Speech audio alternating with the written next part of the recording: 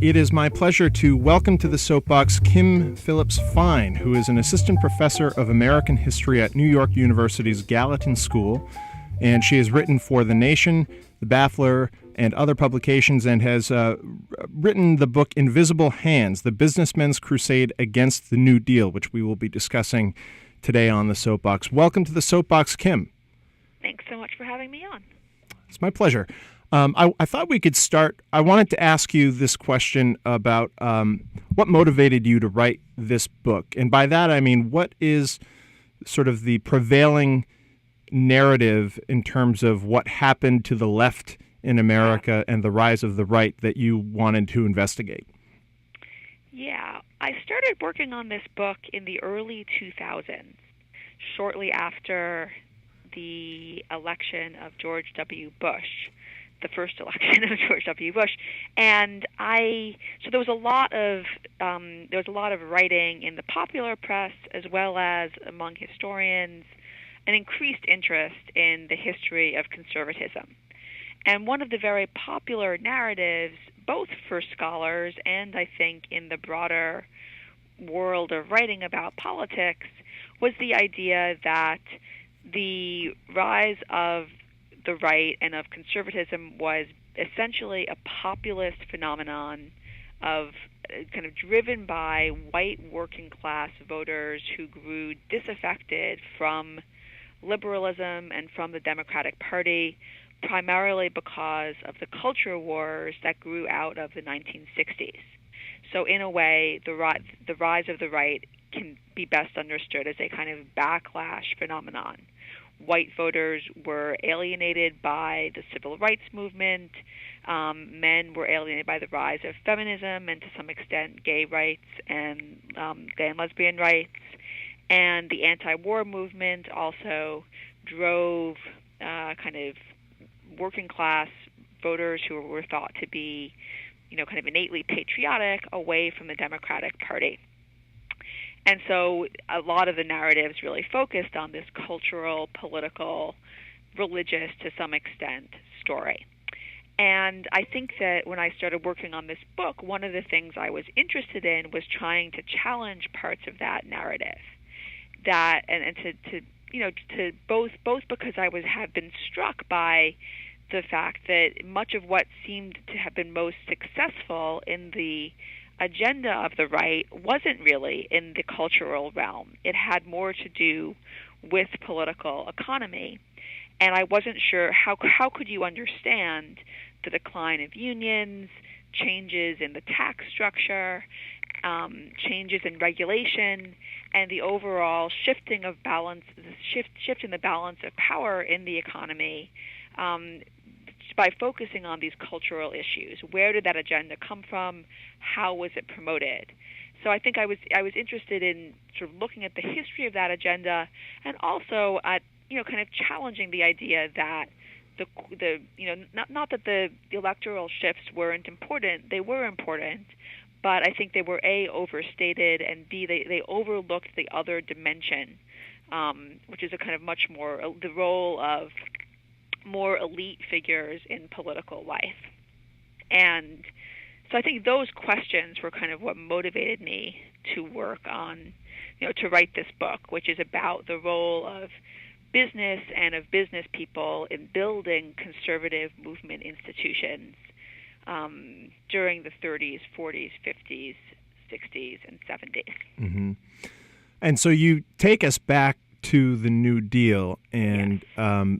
A number of the figures that appear in the book sort of cast, and this isn't uncommon, cast the conflict as one between capitalism and socialism. And so I'm wondering, help us understand to what extent the New Deal represented socialism in America, because I think the more we look back on it and understand it, it really wasn't. So did the businessmen at the time understand that and use it that way? Or well, so first of all, yes. I mean, I think the New Deal, you're absolutely right. The New Deal is not socialism. The New Deal, FDR was not by any stretch of the imagination a socialist. Roosevelt was, kind of interested in finding ways to save capitalism from more radical challenges that it might have faced after the crash of 1929 and during the Great Depression. Mm-hmm. And the entire program of the New Deal is intended to do this. And Roosevelt himself sought to win business support at many different points for different aspects of his program. He was, certainly willing to challenge kind of elite interests at particular moments, but in many other ways, he sought to win their support. And this really only intensifies during World War II. So yes, the idea that the New Deal is socialism or that people who created the New Deal were socialists is just simply false. But nonetheless, what was striking to me in working on the book is that there is this core group of people in the business community who do describe the New Deal as quasi-socialistic, or who see it as akin to socialism. And I would emphasize this is not the only perspective in the business community. There are other business people who are much more sympathetic to different aspects of the New Deal. The New Deal contains within itself many different kinds of policies. So it's not a universal view among business people. However, there are some who have this very strong understanding of the New Deal as a kind of as a really radical transformation of the American economy, and a shift in creating institutions and ideologies that they view as really hostile to business. And I think there are two reasons for this. The first is that there's a certain focus on a particular part of the New Deal, which is the creation of a set of the passage of the Wagner Act and of laws that allow workers to organize unions. And I think that the kind of anti-union impulse in America, in the kind of in the world of American business, remained quite powerful even in the late 30s, and even as unions became more institutionalized and less of a kind of direct political challenge. Nonetheless, many companies remained deeply uncomfortable with unions. They had to deal with them, but they wanted to find ways to limit their power. So I think there's a much more ambivalent acceptance of unions, and that's part of what leads to this sense of the New Deal as antagonistic. And the second is, I think, some of the people who I write about read thinkers such as Friedrich Hayek, who wrote The Road to Serfdom. And The Road to Serfdom is a book that does make the case that the real threat facing the Western world and capitalism was not in the 1940s, was not a kind of open conflict with communism in the form of the Soviet Union, but rather that well-meaning liberals would find ways to regulate the free market that would inevitably concentrate power and lead to the rise of totalitarian governments. And so I think people working in the kind of the vein of Hayek, they understand that the New Deal and post-war liberalism are not, a kind of full-blown socialist society, but nonetheless they see a set of tendencies that they think will lead in that direction. And that's part of why they react so strongly against it. I wonder, what is your sense of, and you kind of just alluded to this, but did these businessmen, and they are pretty much all men, clearly they're motivated by self-interest, right? And preserving the profit motive and their profits. Did they understand that motivation, do you think, or did they really believe that this is the road to fascism in America and that's it for them and everyone?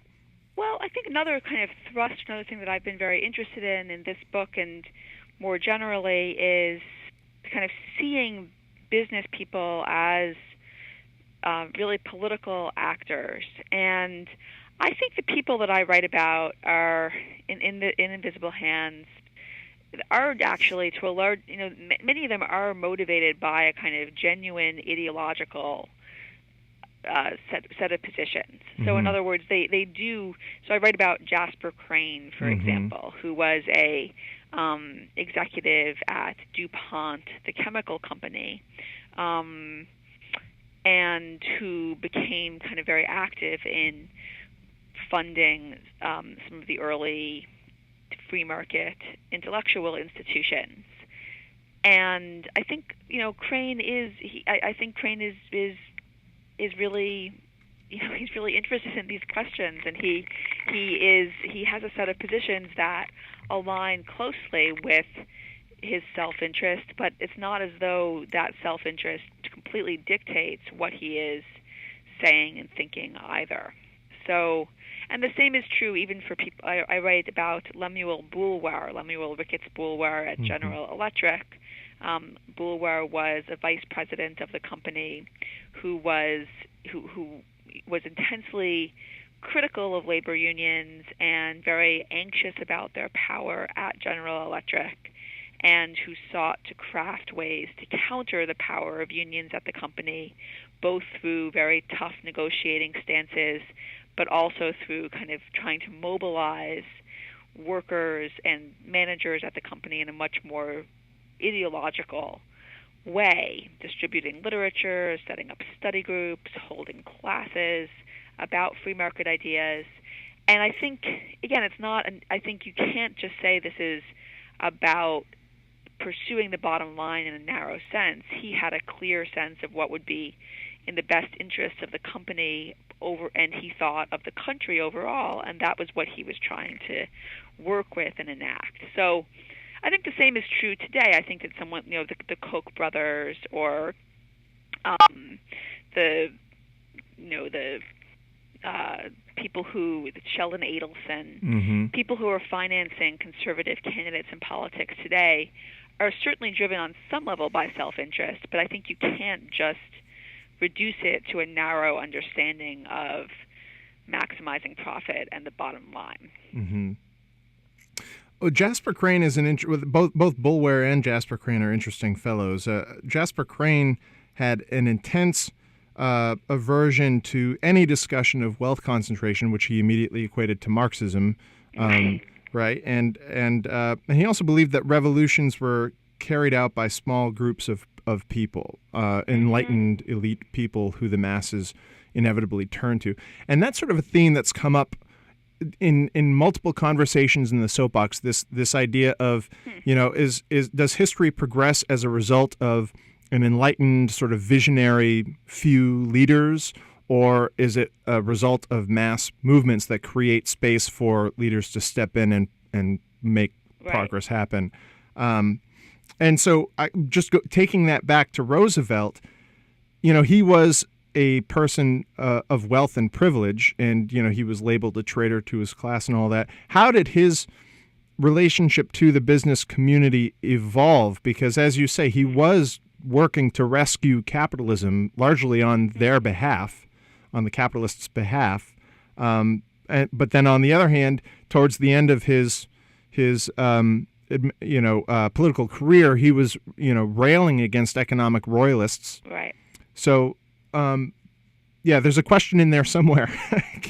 Can you talk about Roosevelt's evolving relationship to the business class? Yeah, well, I think that Roosevelt, it's interesting. I mean, when he ran for president for the first time, he got actually a fair amount of support from business people, including actually the DuPonts, who supported him partly because they were interested in the repeal of prohibition. But also, I think more broadly, people recognized the bankruptcy of the Hoover regime and felt it was necessary to see something new. And Roosevelt, early in he starts out, the early New Deal initiatives are things that some of his initial visions for how to handle the Depression, things like suspending antitrust laws so that businesses could work together to set wages and prices and not compete so directly. These were things that many large corporations actually were quite interested in and supportive of. But I do think, I think Roosevelt, part of what happens over the course of the New Deal is that he,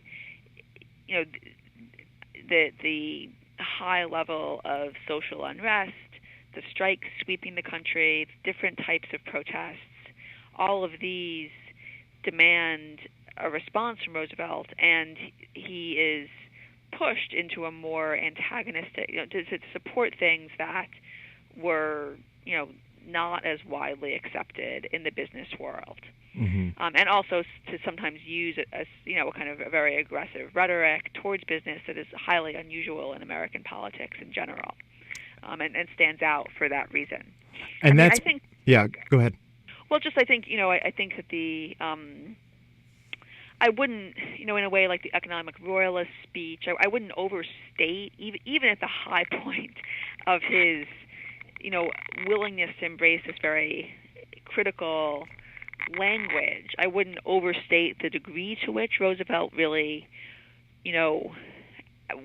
was not in the degree to which he had ceased to care altogether about business. Or I think he never, he never really. Roosevelt, even at that moment, is not kind of becoming some sort of figure for the, purely associated with the left, even at that time. But he certainly is willing to speak in a way that you don't hear very often among American presidents. Yeah, and I think part of that was, as you alluded to, a result of the pressures sort of coming from below. There were legitimate threats from these popular movements. And you often hear, President Obama compared to Roosevelt, and I think that comparison is faulty, but there are some ways in which they're similar, and they're not necessarily flattering depending on your vantage point, but both in their way rescued capitalism from itself. And you mentioned the DuPonts, and they, for example, made a lot of money during World War II, partially as a result of government spending and government stimulus spending. And yet there was this antipathy between business, including the DuPonts, and government. Can you help me understand that disconnect? Like they're benefiting, and like today they're getting bailouts. Right. But they're still have that antipathy. Right. Well, I actually think, and there's other historians have written more about the World War II years and the kind of contest, at this moment when many companies get these large government contracts to produce for the war. Even at that moment, they want to claim the revival of the American economy, which is happening due to the expansion of wartime demand. They want to claim that as a victory for the private sector, or they view it as important to do so. And I think that this is another kind of key thing to understand about the experience of the Great Depression. It really, it really delegitimized the idea that business people knew what was best for the economy, that business was sort of acting in a far-sighted way, looking out for the good of the whole society. These ideas, which had been popularized during the 1920s, the experience of the 30s and the lack of direction offered by business, and it really robbed them of much of their authority, prestige, and power in certain ways. And the emergence of the New Deal and of the kind of Keynesian economic vision associated with it made the case that really for a healthy, stable economy, you need the state to manage economic demand, and you need to do things to augment and increase the power of working class consumers, because their spending is actually what will drive economic growth. And I think these things together, in addition, and the realization of them in public life, the higher taxes on business, which are really imposed during the war, the emergence of kind of a mass income tax, which is at that point steeply graduated with 90% top marginal rates, the kind of corporate income tax, the institutionalization of labor unions. This new regime seems to embody this threat, this threat to the idea that the private sector is the agent and really the place where economic dynamism comes from. And so I think that's part of why, even as they accept these government contracts, some of these companies continue to be interested in opposing the system that they are benefiting from. So, I think it's also, there's like different, they also have a sense there's different parts of the state. On the one hand, the defense industry and the defense sector, well, that's legitimate state spending, but social welfare spending is not. Supporting unions is not a legitimate form of state activity. So they have a sense that there's some things that's okay for the government to do, but not others.